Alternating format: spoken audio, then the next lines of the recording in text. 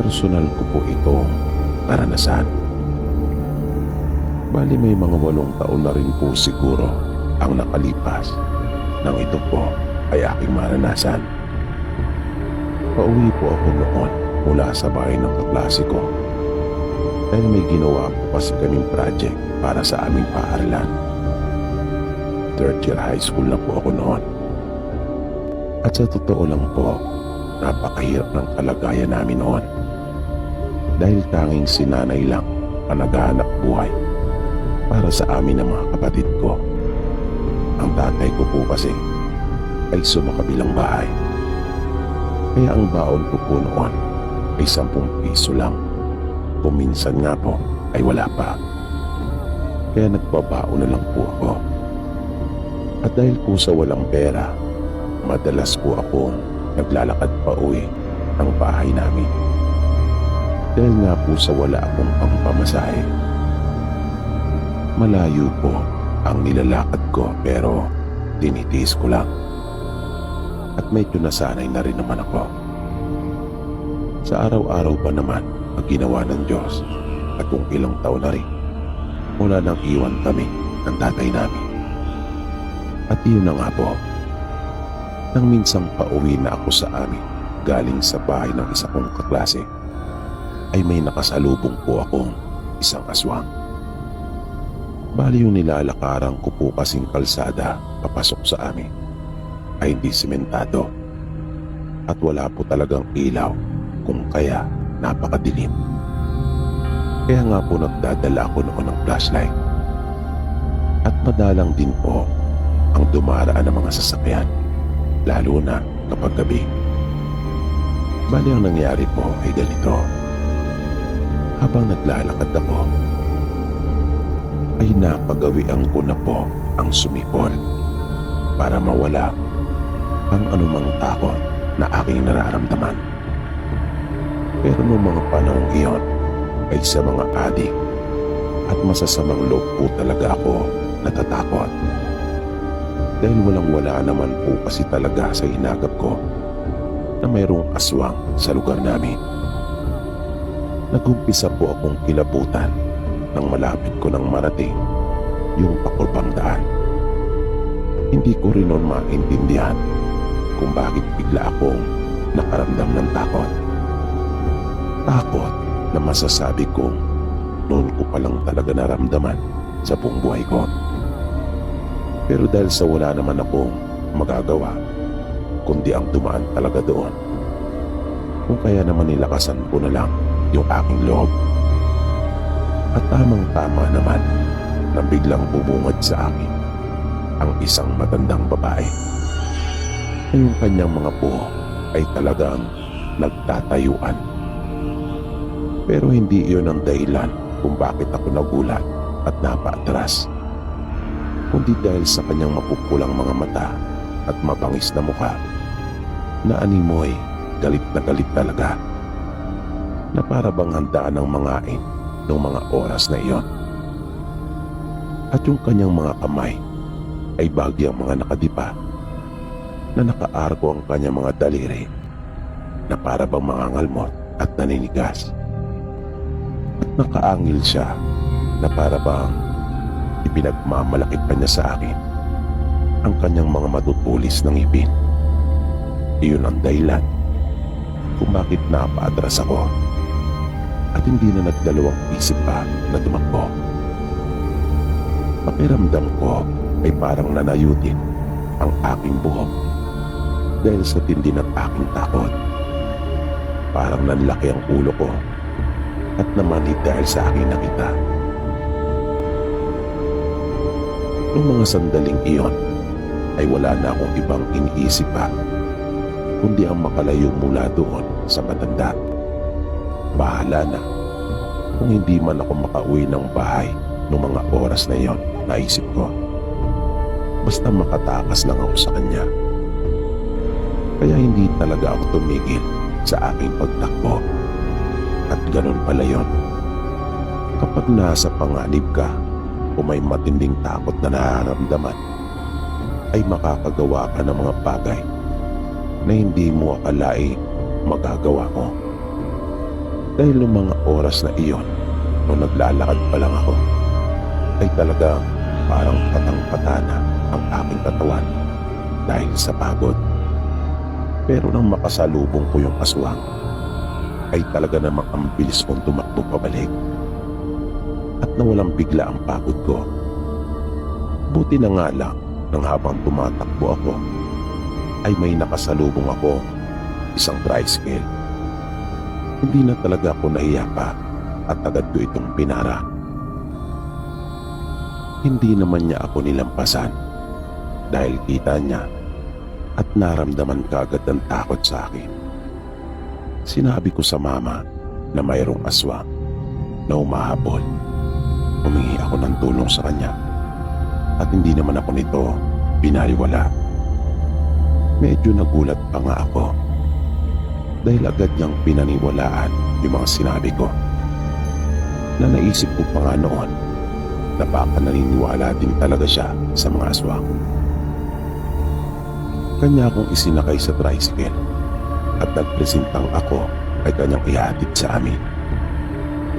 Pero medyo nagdalawang isip ako pagkat baka makasalubong namin yung aswang. Pero wala na akong nagawa pa dahil pinaandar na niya iyon. Naisip ko rin namang mas mabuti na iyon dahil kasama ko naman siya at hindi ako nag-iisa. Hanggang sa madaanan na namin yung kurbada kung saan ko nakasalubong yung matanda. At para akong nabunutan ng tinig dahil wala na iyon doon. Pero nang mga ilang metro na ang layo namin mula doon, ay bigla naman niyang pinabig yung kanyang tricycle at kumanan papasok sa daan. Kaya nagulat ako at bigla akong umalma. Sinabi kong hindi doon ang papunta sa amin. Sinabi naman sa akin ng mama na papunta daw iyon sa bahay niya at mayroon lang siyang daraanan. Biglang bumilis yung pagtibok ng puso ko. Naramdaman kong parang mayroong mali. Bigla ako nagkaroon ng masamang kutob. Kaya nang bumagal sandali yung tricycle dahil sa mabakong daan, ay hindi na talaga ako nagdalawang isip pa. Tumalon na talaga ako mula sa sasakyan at tamang-tama naman yung ginawa kong pagtalo na iyon. Dahil sa makapal na damuhan ako bumagsak. Tumayo akong bigla at tumakbo ng mabilis palabas ng maliit na kalsadang iyon. Nakita ko pang bigla ring huminto yung tricycle nang maramdaman niyang tumalon na ako. Kaya tinutukan ko iyon ng hawak kong flashlight. At nang lumingon ito sa akin, ay nakita ko yung namumula niyang mga mata. At para itong asong kulon na naglalaway. Matapos iyon, ay hindi ko na nilingon-lingon pa. Pero may isang bagay na nagpakababang lalo sa akin. At iyon ay nang makarinig ako ng isang boses ng matanda. At ipinahabol ako doon sa mama. Mabilis kong narating yung malaking kalsada. Mas binilisan ko pa at tinahak ko na yung daan papunta sa amin.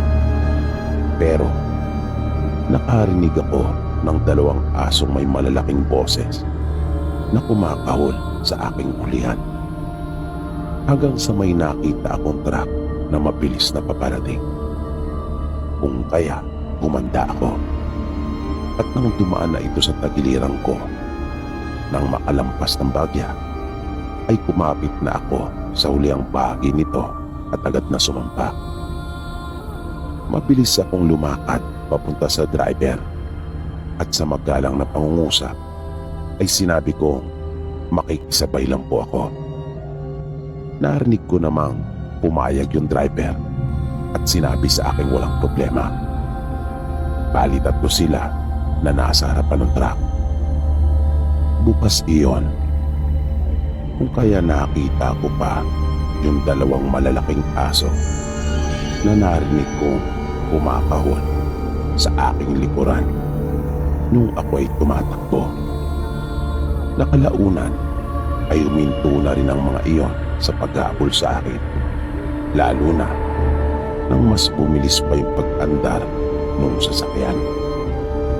Malakas ang hinala ko na marahil ay iyon yung matanda at yung mama. Sa palagay ko ay hindi sila iba sa isa't isa. Baka nga anak pa nung matandang babae yung mama. Pero isa ang nasisiguro ko, at iyon ay pareho silang aswang. Mula po noon ay hindi na po talaga ako nagpapagabi at nakikiusap talaga ako sa mga sasakyan na nagdaraan na kung maaari ay kanila akong isabay. Di na talaga ako naglalakad pa doon na mag-isa. At sa tuwing mapapadaan ako sa parada ng tricycle, ay pasimple ko tinitingnan yung mga driver. Pero hindi ko talaga nakita yung mama doon. Siguro ay hindi talaga pampasahero yung kanyang sasakyan. Baka pribado ito at pang sariling gamit ang nila. Mula nang mangyari iyon, ay hindi ko na sila nakita pa kahit isang beses. Yun yung una at uli naming pagtatagpo.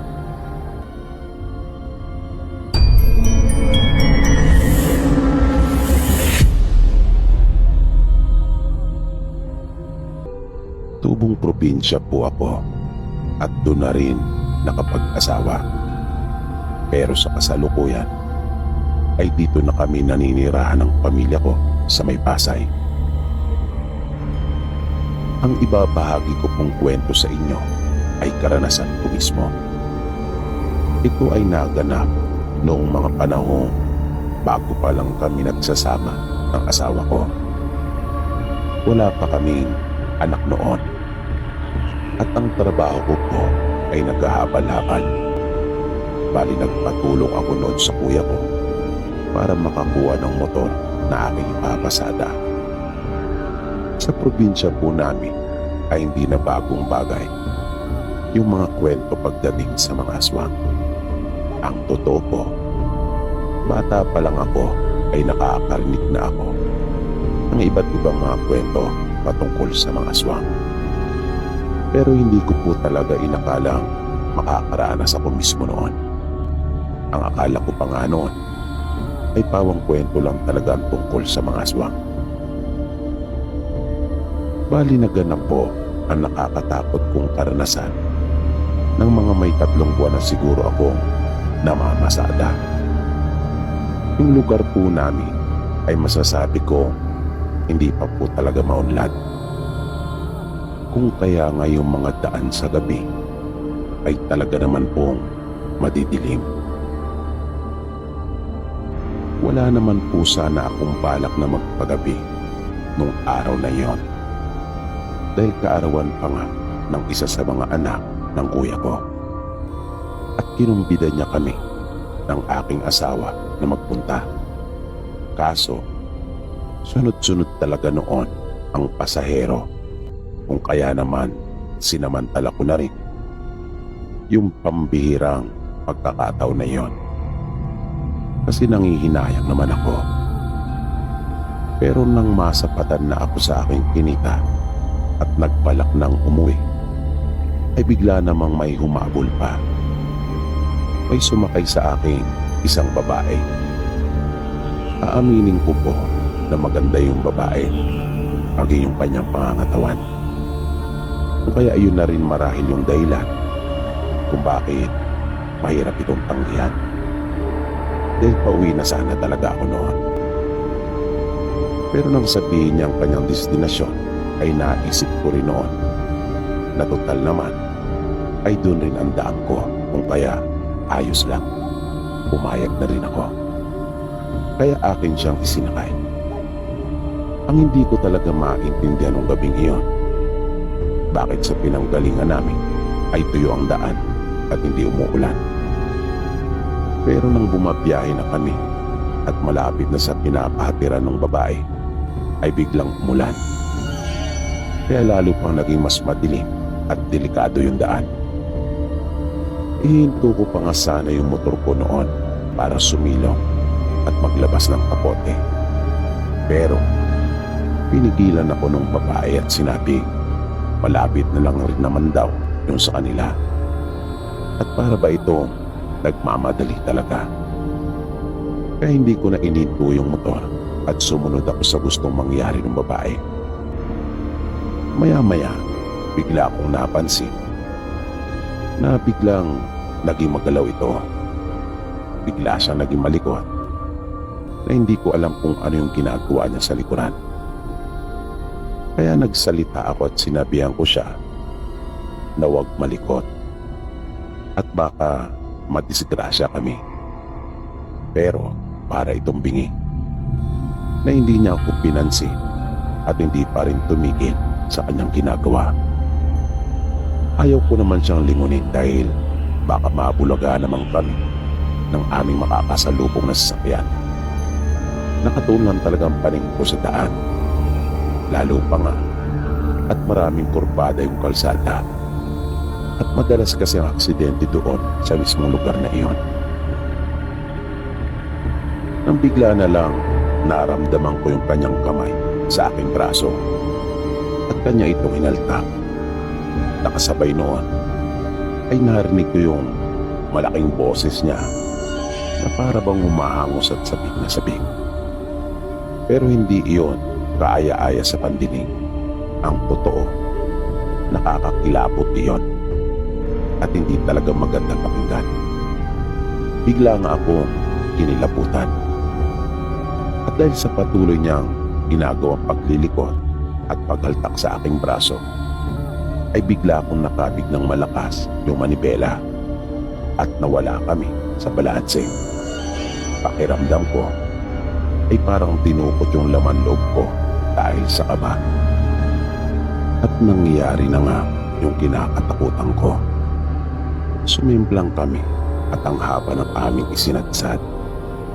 Di ko na matandaan kung ilang beses pa akong nagpagulong-gulong. Pero ang nasa isip ko pa noon ay baka lasing o di kaya naman ay may tama sa pag-iisip yung babae. Pero nagulat na lang ako nang habang nakahiga ako sa putikan sa gilid ng kalsada ay nakita ko yung kanyang mga paa na lumalakad ng palapit sa akin. Na akin talaga iyong ipinagtaka.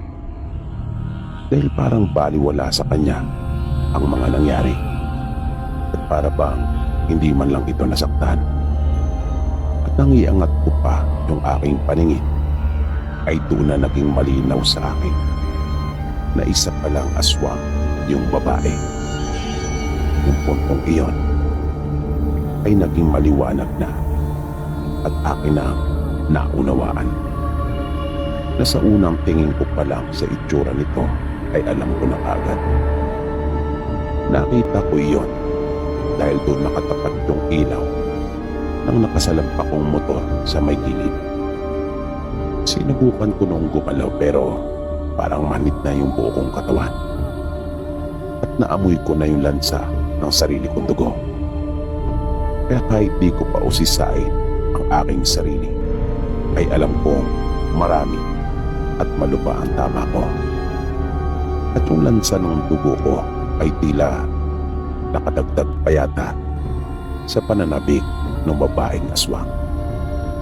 Na habang pumapatak yung dugo sa isa kong mata ay nakita ko pa siyang natatakap na inilalabas pa niya yung kanyang mahabang dila. Hindi talaga ako makapaniwala nung mga oras na iyon. Una, ay hindi ko mapaniwala ang makakaranas talaga ako ng ganon sa isang aswang. At pangalawa, ay hindi ko talaga inaasahan na sa ganon magtatapos ang buhay ko. Kaya gulat na gulat talaga ako ng mga sandaling iyon. At ipinikit ko na lang yung aking mga mata nang makita kong nagmamadali na itong lumapit sa akin. Pero bigla kong nasilaw sa liwanag na tumama sa mukha ko. At nakarinig ako ng mga boses. Nang magmulat muli ako ng mata, ay nakita kong may hinahabol na sila. At sigurado akong iyon ay yung aswang. May lumapit sa akin isang babae at kanya akong pinunasan ng panyo. Nang iangat niya iyon ay nakita kong ang dami ng dugo. At naramdaman ko na ang pangingiro ng mga sugat ko sa katawan. Maya-maya ay nariyan na at nagbalik yung dalawang lalaki. Naririnig ko pa yung kanilang mga boses habang nag-uusap, na para bang hindi pa sila makapaniwala na aswang yung hinapon nila at hindi nila iyon naabutan pagkat ang bilis daw na bigla na lang naglaho sa kawalan. At nang makalapit na sila sa akin, ay doon ko palang nakilala kung sino ang mga ito. Mga kasama kong naghahabal-habal din at magkapatid sila. At yung babae na nagpuna sa akin ay asawa ng isa sa kanila. Nadala ko noon sa ospital sa tulong nilang tatlo. Bali malupa ang naging pinsala ko kung kaya kinailangan akong lagyan ng bakal sa binti at isa sa hita. Pero awa naman ng Diyos at walang pinutol sa akin at buo pa rin ang aking katawan. Ngunit at dinantay ang buong katawan. Nakarecover din ako kalaunan. Salamat na lang rin at laging na rin ang kuya ko na handa akong tulungan. Nang minsan akong dalawin ng magkapatid na tumulong sa akin, sinabi nila na kahit sila ay hindi makapaniwala na hanggang ngayon ay totoo pa rin pala ang mga aswang at patuloy pa silang gumagala.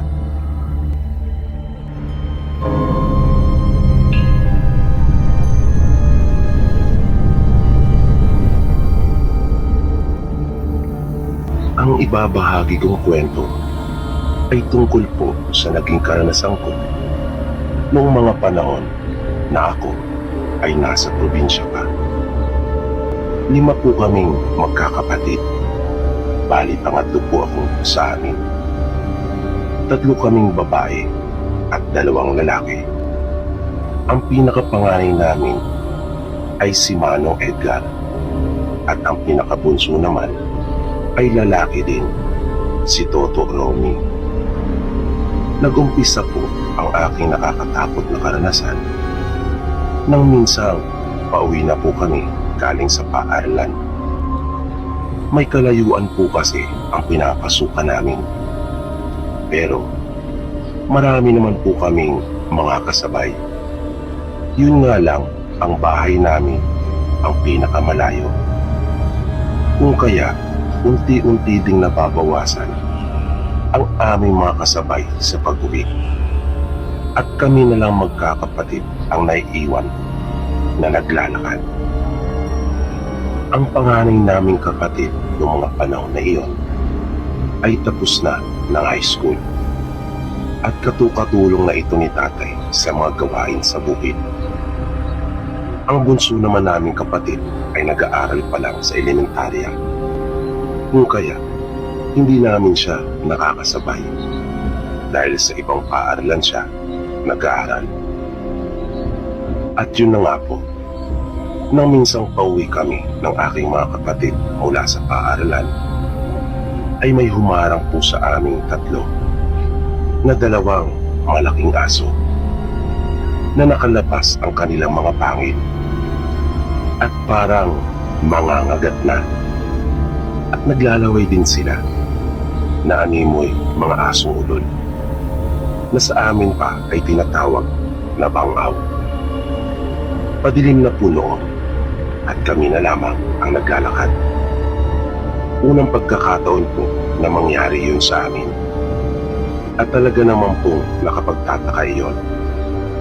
Dahil sa makakasalubong ka lamang ng aso sa daan, kung kasama rin ito ang kanyang amo. Dahil ang mga aso ay hindi naman umaalis ng mga bahay doon po sa aming probinsya. Maliban na lang kung isasama ng kanilang mga may-ari. Agad po akong kinilabutan noon. At ramdam ko rin na natakot ang ate ko, maging yung sumunod sa akin. Bagaman may takot, ay naglakas loob pa rin kami na dumampot ng bato at aming iyong pinagbabato habang binubugaw. Hindi namin iyon nakitang bumalik para tuntunin ang daan. Sa halip ay doon nagsisuhot ang mga iyon sa masukal na bahagi, doon po sa may gilid ng daan.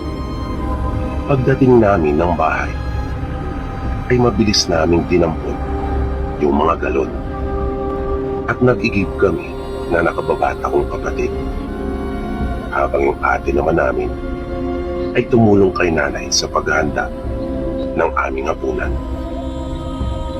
Nang naandun na kami sa bubon kung saan kami nag-iigib, ay bigla na lamang natulala yung kapatid ko at nakita kong agad siyang namutla at nanghina yung aking kapatid. Mabilis ko siyang inalalayan at isinandal sa isang punong naroon. Kinabahan ako. Kaya malakas akong sumigaw at tinawag sila nanay. Ilang sandali lang ay nakita kong tumatakbo na sila ate at nanay papalapit sa amin. Halos hindi na makagalaw ang kapatid ko noon. Kaya pinagtulungan namin itong buhatin papasok sa bahay. Iniga namin siya sa katre nila nanay. Putlang-putla na ang kanyang mga labi.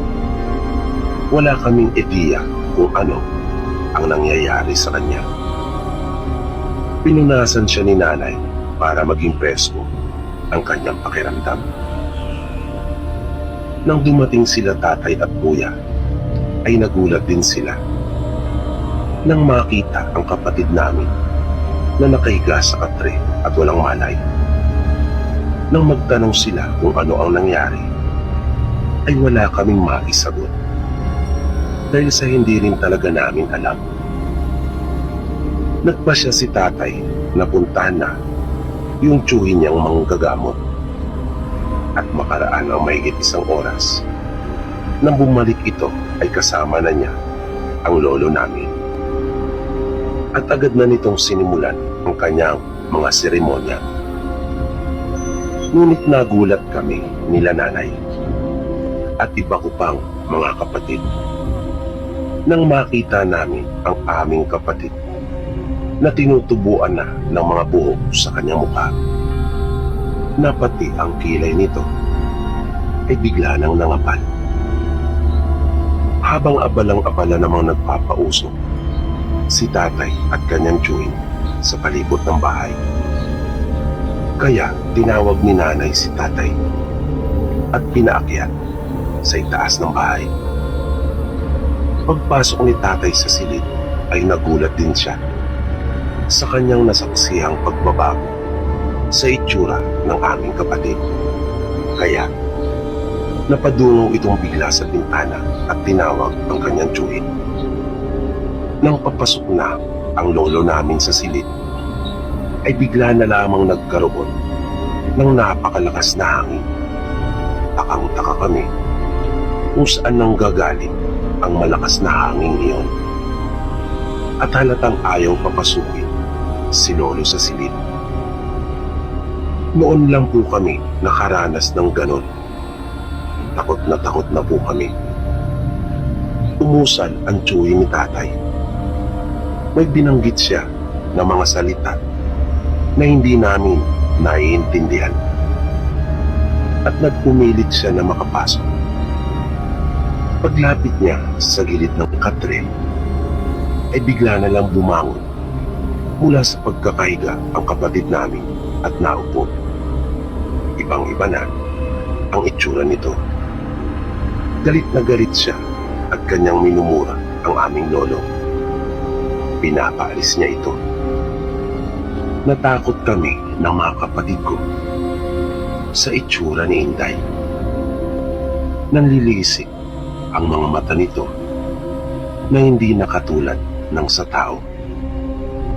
Mabilis na kumilos ang kuya at tatay ko. Kanilang pinagtulungang talian si Inday. Ngunit malakas ito. Dalawa na sila ay hindi pa nila ito makaya. Kung kaya tumulong na rin kami nila nanay. Iginapos namin siya sa katre. Patuloy na nagwala si Inday. At hindi ito tumitigil sa pagsasalita ng mga hindi magagandang bagay. At ang laki ng kanyang boses. Nag-iba ang boses ni Inday. Sinabi pa nito na hindi na namin makukuha pa ang aming kapatid. Sila na di umano ang nagmamay-ari dito. Dahil sa narinig na iyon ng aming lolo, ay kanya itong pinalaspas ng hawak na sanga at dahon. Habang patuloy na may inuusan, nagwala naman ng gusto ang aming kapatid na kayang-kaya niyang ugain ang katre. Inabutan na kami ng madaling araw ay hindi pa rin umuhupa ang aming kapatid. Parang wala itong kapaguran at panay ang paglalaway nito. Maging ang kanyang mga labi at ngipin ay nag-iba na. Kumalat na rin sa buo niyang katawan ang mga buhok na tumutubo. Tuluyan ang naging mapalasin ang mukha nito. Parang hindi na talaga siya yung aming kapatid. Nang magbubukang liwayway na, ay doon pa lamang humupa ang aming kapatid. At nang tuluyan ng lumabas ang araw, ay huminto na ito. At unti-unting nagbalik sa dati ang kanyang anyo. Napansin naming tila hinang-hina siya. At sa unang pagkakataon, ay muli naming narinig ang dati nitong tinig. At humingi ng tubig. Wow na wow daw siya. Sinabi niyang may gusto raw na kumuha sa kanya. Kaya umiiyak itong nakiusap sa amin na wag daw namin siyang ibibigay. Nung araw na iyon ay hindi pa nakapasok si Inday. Kami lamang ng ate ko ang magkasamang nagpunta sa paaralan. Pag-uwi namin sa bahay, pagkagaling sa paaralan, ay agad naming pinuntahan si Inday sa silid upang kamustahin. Naroon lang ito at nagpapahinga. Mabuti na ang kalagayan nito.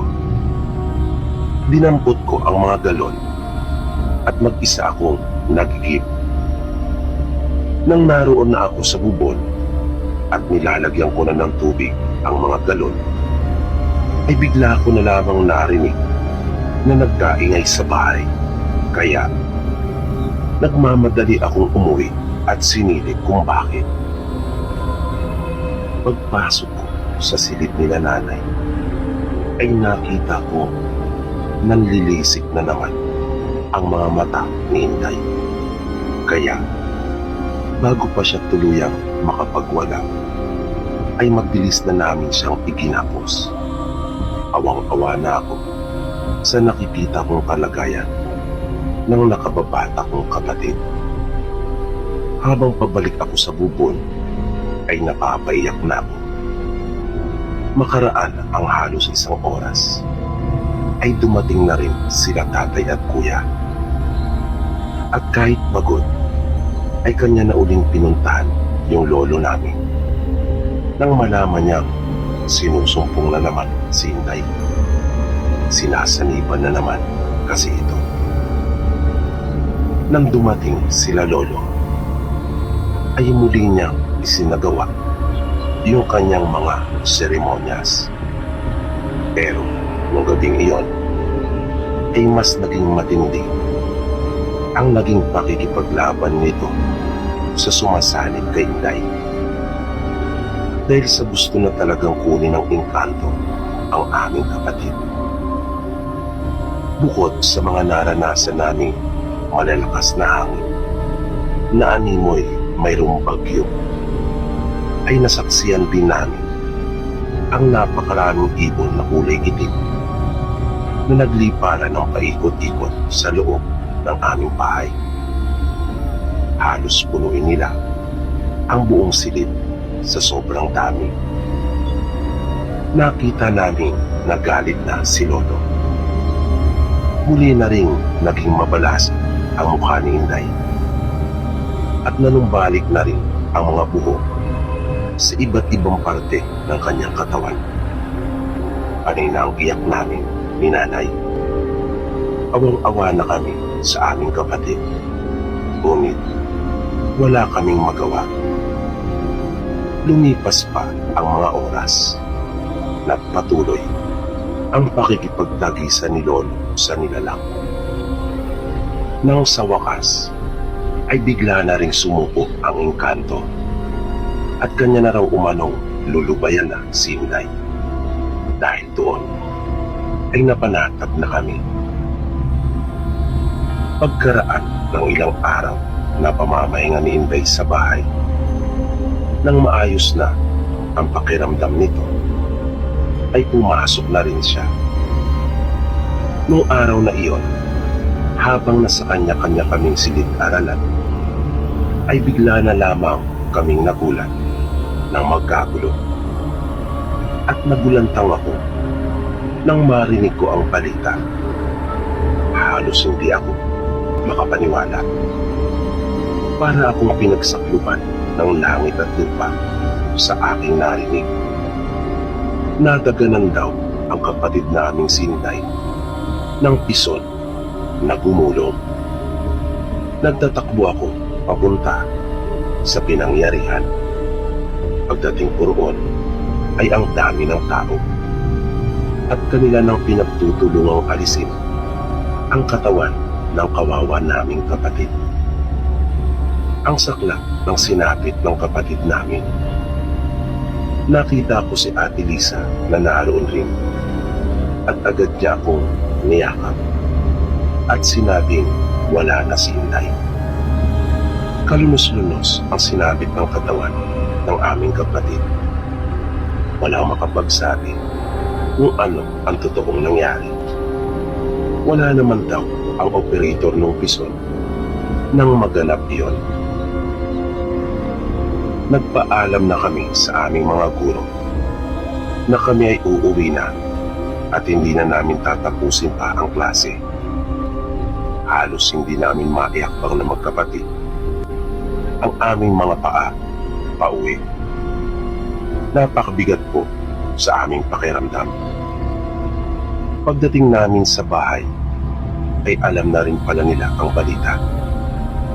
Nadatnan namin panay na rin ang iyak ng aming ina. Halos himatayin ito dahil pare-pareho naming hindi matanggap ang sinapit ni Inday at ang wala sa panahon pagkawala niya. Nalaman namin na pumunta na sila tatay at kuya upang asikasuin ang labi ng aming kapatid sa morgue. Kinagabihan ay inihatid na sa bahay namin ang aming kapatid. Unang gabi pa lang ng kanyang lamay ay ang dami na kaagad mga tao. Hindi kami makapaniwala kung saan nanggaling ang mga ito, na ang karamihan sa kanila ay hindi namin mga namumukhaan. Ang tatay ko naman ay kausap ang kanyang tiyuhin. Kapwa rin sila hindi makapaniwala. Sabi ni Lolo Kado, nalin lang umano kami ng engkanto. Hindi umano iyon naging tapat sa kanyang ipinangako. At masidi talaga ang pagnanasa nito na makuha si Inday. Kung kaya, kahit ang magsinungaling ay nagawa nito. Nang mga hating gabi na, ay unti-unti na nababawasan ang mga tao. Isa-isa nang nag-uuwian ang mga ito. Nang bigla na lamang himatayin si ate at nanginig ang kanyang buong katawan. Nagulat ang lahat ng mga tao naroon na nakasaksi. Nagpagulong-gulong pa ito sa lupa at nang amin siyang nilapitan upang alalayan, ay bigla na lamang itong nagwala at halos ayaw magpahawak sa amin.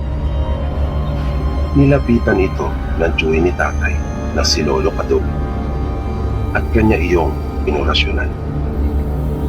Bumangon si ate mula sa pagkakahiga nito sa lupa at naupo. Nanlilisip ang kanyang mga mata at kanyang ginugulong ang mahabang buhok. Di nagtagal ay bigla itong nagsalita. Iba na ang kanyang boses. Hindi na si ate ang aming naririnig.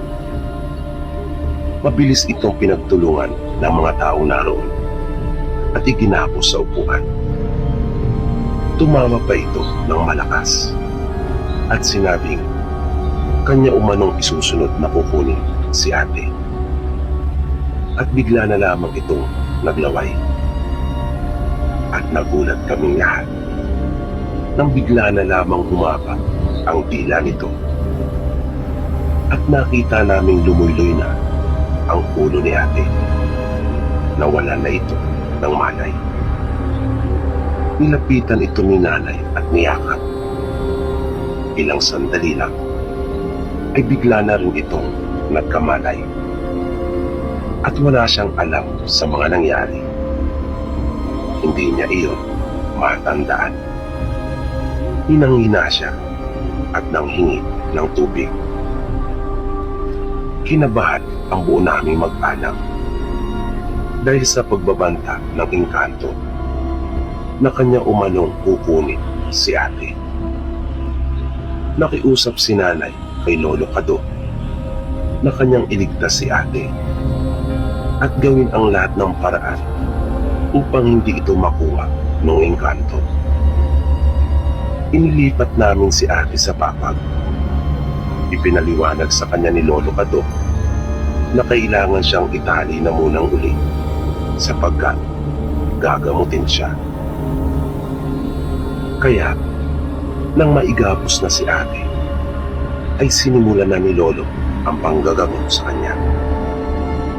Nang pumasok na sa katawan ni ate ang engkanto, ay galit na galit ito. At bakit daw siya inabala sa kanyang pamamahinga? Buong pagmamalaki pa nitong sinabi na nasa pangangalaga na niya ang kapatid naming si Inday at hindi na umano namin ito mababawi pa. Dahil sa galit ay hindi maiwasan nila tatay at kuya ang mapamura. Kanilang ipinakiusap kay Lolo Kado na wala ng ibang paraan pa kundi patayin na lamang ang engkanto. Hindi naging madali para kay Lolo Kado iyon dahil sa lumalaban nito at malakas din di umano. Kitang-kita namin ang mabilis na pagbabago sa aura ni ate. Naging mabalasig at nakakatakot ang mukha nito na may pagkakataon pa nga namuti ang buo niyang mga mata at gumagalaw siya ng kakaiba. Yung mga paraan ng pagkilos ni ate ay noon ko lamang nakita at hindi talaga iyon pangkaraniwan. Hanggang sa magtagumpay si Lolo Kado, kanya ring natalo ang engkanto at hindi na nag-aksaya pa ng oras para patayin iyon. Napuno ang bahay ng nakakakilabot na pagsigaw ng engkanto at ilang sandali lang ay nagbalik na si ate sa dati. Napayakap ito ng mahigpit kay nanay matapos na makalagan. Takot na takot siya Sinabi nitong ayaw niyang sumama sa kanila. Ipinaliwanag naman sa kanya nila nanay na wala nang engkantong gustong kumuha sa kanya. Pinatay na iyon. Makaraan ang 2 araw. Habang tumutulong ako kay nanay sa pag-aasikaso ng ipapakain sa mga nakikipaglamay na naroon. Mga bandang 11:00 pasado na siguro yung mga oras na iyon, ay bigla na lamang kaming nagulat na magsigawan ang mga tao sa labas. Napatakbo kami ni nanay at nakita namin na sapu-sapu na ni tatay ang ulo ni ate. Nahulog umano ito sa puno ng nyog. Ngunit ang puno na tinutukoy ay napakababa lamang noon. Ngunit wala nang buhay si ate nang kanilang matagpuan sa paanan ng puno. Lahat kami na naroon ay hindi makapaniwala. Panay ang iyak namin nila nanay. Gulong-gulo ang aming mga isipan. At hindi talaga lubos na maunawaan kung bakit nangyayari yung mga bagay na iyon sa amin noong mga panahon na iyon. Panay ang mura ni tatay dahil sa hindi rin niya talaga matanggap ang sinapit ng aking mga kapatid. Kinagabihan ay 2 na sila ni ate na nakapurol ni Inday. Halos di kami matigil ni nanay sa kakaiyak. Parang ganun-ganun lang na sa isang iglap lang ay wala na kaagad ang 2 kong kapatid. Nang maghahating gabi na ay nakaramdam ako ng panghihina. Kung kaya nagsabi ako kay nanay, biglang namanhid ang buo kong katawan at sumakit ang aking ulo at para akong nagsusuka. At tuluyan na akong nawala ng malay. Nang ako ay magising, napansin kong nakagapos na ako sa katre. Nangingi ako ng tubig pagkat uhaw na uhaw ang aking pakiramdam. Nalaman ko mula kanila nanay na sinapian umano ako ng engkanto. Nagtaka ako kung paano nangyari iyon. Gayong napatay na iyon ni Lolo, sabi ko pa sa kanila. Sinabi nila sa akin na iba daw ang sumanib. Anak na prinsipe ng hari ang sumanib umano sa akin.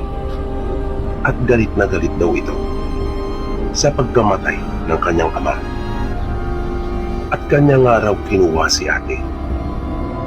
At kanya rin umanong isusunod ako. Napaiyak ako. Naisip kong mawawala na rin ako.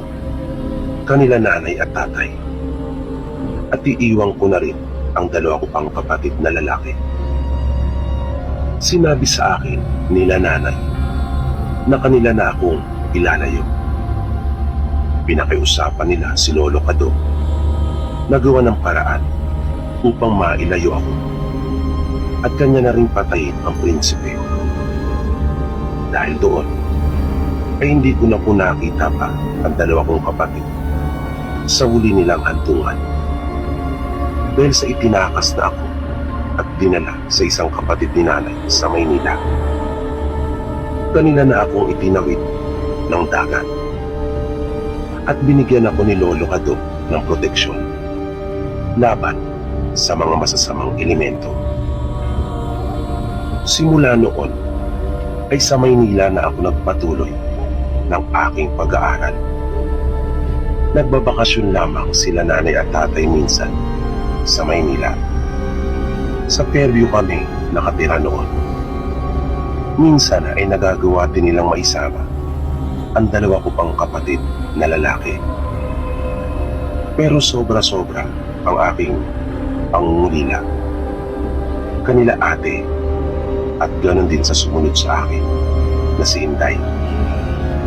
Dahil sa kaming 3 ang madalas na magkakasama. na tinagurian pa nga kami sa amin na tatlong Maria. Nung nag-aaral na po ako ng college, ay naisipan ko pong magbakasyon minsan sa probinsya. Sem break namin noon at nagpaalam ako sa tiyahin ko. Ipinaalam ko rin kanila nanay ang tungkol sa pagbabakasyon ko na iyon. At pumayag naman sila. Pagbaba ko sa jeep ay tuwang-tuwa ako nang makita ko ang aking mga magulang at dalawang kapatid na kanila pala akong inaabangan. Sinundo nila ako sa bayan. Doon malapit sa paaralan na aming pinapasukan nung high school kami. Naiyak ako nang mapadaan kami doon. Sapagkat muling nagbalik sa alaala ko yung mga panahon na naglalakad kami papasok doon at pauwi nila Ate Lisa at Inday. Nang malampasan na namin yung dati naming paaralan at malapit na sa isa sa tinuturing na pinakamatandang puno sa aming lugar, kung saan malapit na nataganan si Inday ng piso noon, ay bigla akong nagulat nang tila makita ko doon si Ate Lisa at si Inday. Ilang beses ko pang kinusot ang aking mga mata. Kinilabutan ako pero nakaramdam ako ng tuwa. At mayroon silang mga kahawak. Si Ate Lisa ay may hawak-hawak siya sa kanyang isang kamay na bata. Habang si Inday naman ay mayroon ding hawak sa magkabila niyang kamay. At nang magbitaw sila, ay kumaway silang lahat sa akin. Namanhid ang buong katawan. Di ko na malayan na tumulo na lamang ang mga luha ko. Masaya sila Ate Lisa at Inday. Nakangiti silang dalawa. At talatang mabuti ang kanilang mga kalagayan. Nang tingnan ko ang aking mga magulang at kapatid, ay patuloy lang sila sa kanilang paglakad na nagkukwentuhan. Hindi nila nakikita ang nakikita ko. At madalas po, nagpapakita sila sa aking panaginip na sinasabi nilang may kanya-kanya na umano silang pamilya sa mundo na kanilang kinalalagyan.